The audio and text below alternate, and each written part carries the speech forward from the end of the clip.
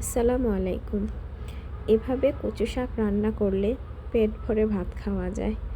আপনারা চাইলে এটা রান্না করে খেয়ে দেখতে পারেন। প্রথমে আমি কচু শাক কেটে ধুয়ে নিয়েছি। এবার এটিকে সেদ্ধ করব। এ পর্যায়ে সেদ্ধ হয়ে আসলে আমি পানিটা ঝরিয়ে নেব। পানিটা ঝরিয়ে নিলাম।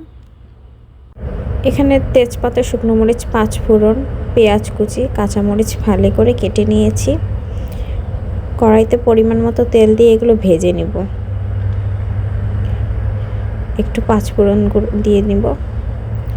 এবার একটু নেড়ে চেড়ে দিব। পেঁয়াজগুলো দিয়ে নিলাম।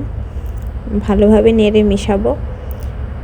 একটু ভাজা হয়ে আসলে এখানে রসুন বাটা, একটু আদা বাটা অ্যাড করে দিব।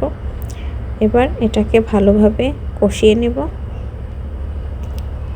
একটু হলুদ দিয়ে নিব। চাইলে আপনারা এটা স্কিপ করতে পারেন, এটা অপশনাল।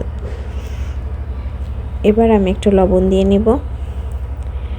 ভাজা হয়ে আসলে আমি এখানে কচু দিয়ে নিব। সেদ্ধ করে রাখা কচুটা দেওয়ার পর আমি এটাকে ভালোভাবে নেড়েচেড়ে মিশিয়ে নিব। এবার ঢাকনা দিয়ে ঢেকে দেব। ঢাকনাটা তুলে দেখলাম এখানে পানিটা অনেকটা শুকিয়ে আসছে। এখন ভালোভাবে নেড়েচেড়ে এটাকে রান্না করব।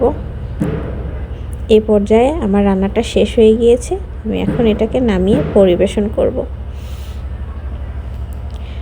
এই হচ্ছে আমার কচু শাক।